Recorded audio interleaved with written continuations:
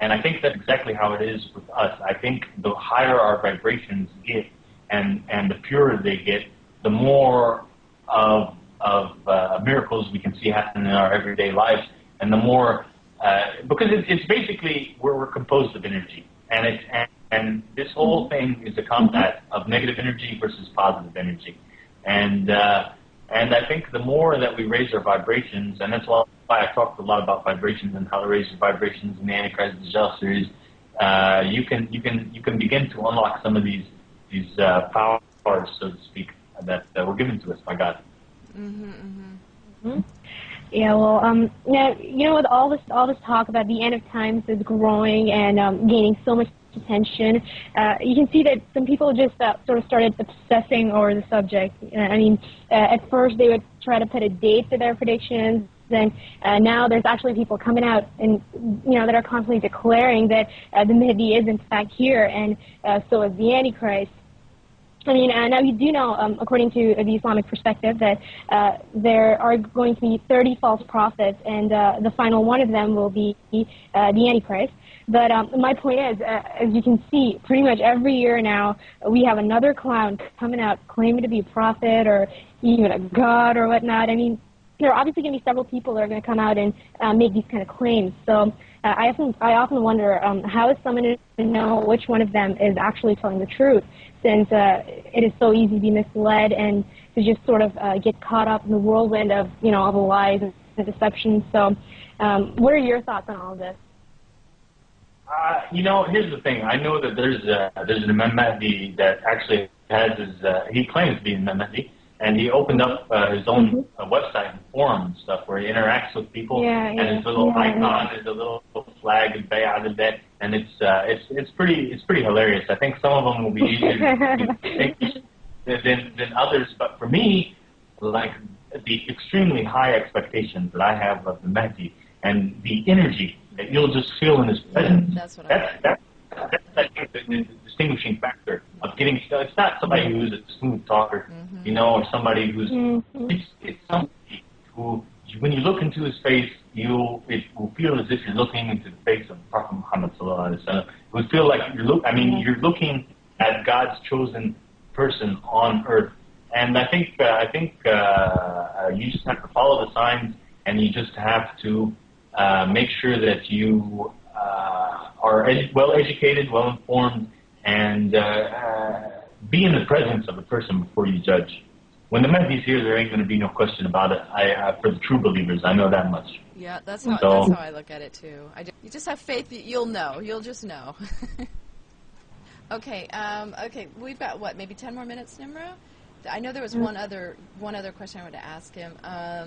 What do you think about the Baha'i religion? I actually did a little video on this because I tripped over it, and then I was like, oh my gosh, this is the one world religion they're going to sell, So I did this little video on it, and quite a few people were like, wow, thanks for bringing this up. I never even heard about it.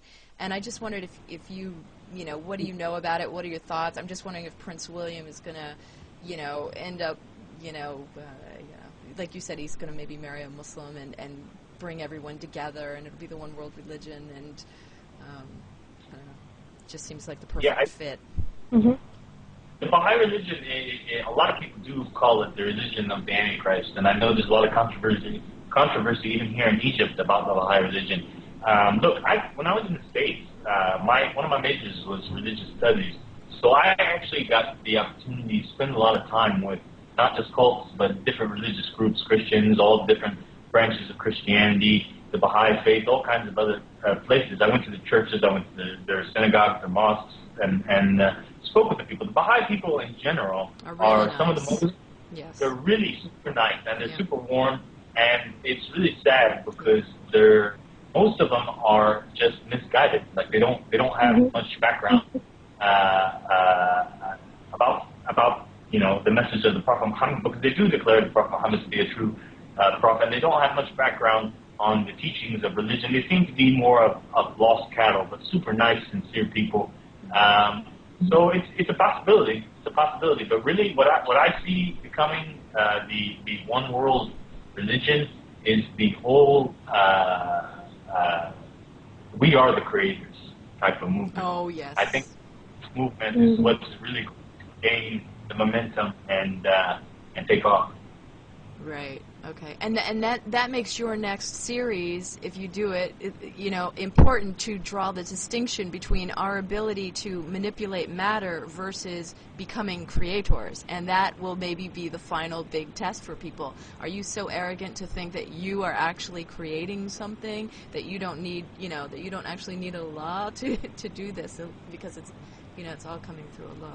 We can, you know, like Allah tells us, you couldn't swipe a fly from your nose if it wasn't my will, you know. So can we maintain that humility while tapping into these potentials, always tapping into these potentials with the full intent of serving Allah, and always realizing that the true power always lies in Allah, and, you know, and nowhere else really, that we're just, you know, little vessels through which either we allow good to run, you know, to run through, or bad to run through.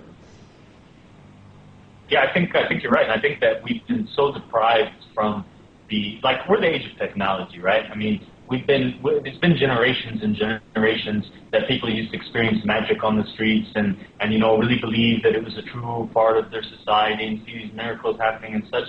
So I think when that time does come and roll around and we do tap into these powers and people start doing these things that would appear to be miracles, I think it's going to mislead a lot of people. I think they're going to be stunned.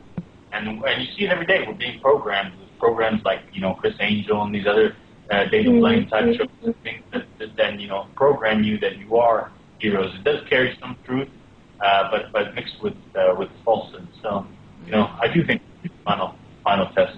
And it is going to be something that I'm going to have to distinguish in the film that I'm going to make about Teklin, because that isn't, I'm definitely not saying that we are creators, but I'm saying that let's explore the text of people who said that Teklin was possible through the worship of Allah subhanahu wa ta'ala, as well as the miracles that were conducted by the Prophet. So. Okay. So I think, you know, is this a good point? We'll just wrap it up. I don't know, brother, if there's any other last little thing you want to say to anybody, you know, out there to everybody. I didn't offend anybody, and inshallah, you know, everybody can take what I said, what they like, and leave the rest. And just thank you for having me on here. And I really wanted to thank all the great people at the Wake Up Project. I've had a lot of people email me. I've actually I just got back from Sinai. I was out there spending some time with getting to know oceanmen. We were out there in Sinai, and I've met other people in the Wake Up Project forum. So it's great, and inshallah, if anybody has any questions, they can email me, and I'll try to respond to as many as I can. But sometimes the mailbox gets overloaded, so thanks you too for having me on here. I appreciate it. Our pleasure, definitely our pleasure. Yeah. Thanks so much for your time. Okay, so with that, everybody, I guess tune into the next Wake Up Project radio show. I'm hoping, inshallah, we will be interviewing Sheikh Hussein, so that should be a very, very, very important special show. So, okay, with that, have a good evening.